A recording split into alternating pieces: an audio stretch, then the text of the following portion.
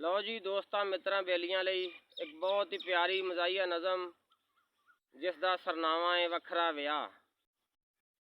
वखरा विआह एक मेहंदी दी रस्म ते एक वाक़या पेश आया जिहदे हवाले नाल मैं एक नज़म की तश्कील दी है।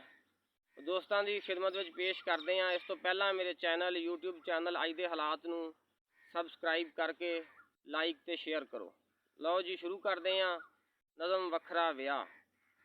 गल मैं सुनावां एक वखरे विआह दी भुगती सज़ा जिहड़ी मेहंदी उत्ते चाह दी। मेरे यार दा विआह सी, सद्दा मैनू आया सी, अप्पड़ के मैं वेले उत्ते ओहदा मान वधाया सी। विआह उत्ते कट्ठी होई सारी परौणचारी सी, रोटी शोटी खा के हुण मेहंदी दी तैयारी सी। मेहंदी वाली रस्म यारां फेर कीती सी, खादियां मठाइयां नाल पैप्सी भी पीती सी।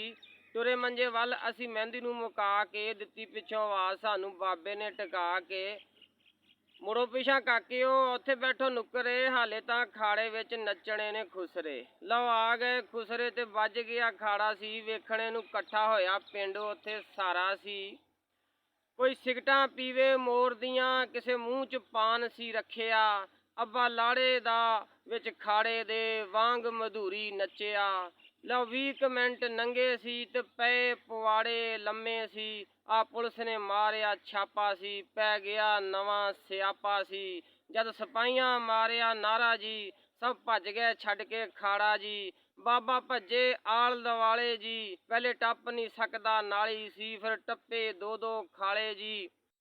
पुलिस लाड़े नूं आ चक्किया दे परचा अंदर सट्टिया, अगों बरात वाला दिन चढ़िया सी, लाड़ा तां थाने फड़िया सी।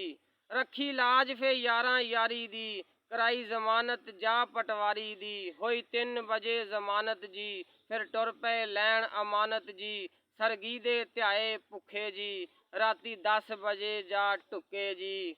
जद पहुंचे शहर ननकाने जी, अगों ठंडे हो गए खाने जी। बस रुखी सुक्की खा के ते पानी नाल लंघा के, असी टुर पे डोला लै के गड्डियां दे विच बह के। पिंड पहुंचे तहज्जत वेला सी, लोकी वारण देसी कुक्कड़ जी, बाबे वारिया देसी लेला सी। नाले कन्नां नूं हथ लावे जी, बस एहो ही फरमावे जी, रब आहा केस मुकावे जी। खोते दा होवे पुत ओ जिहड़ा मुड़ खुसरे नचावे जी।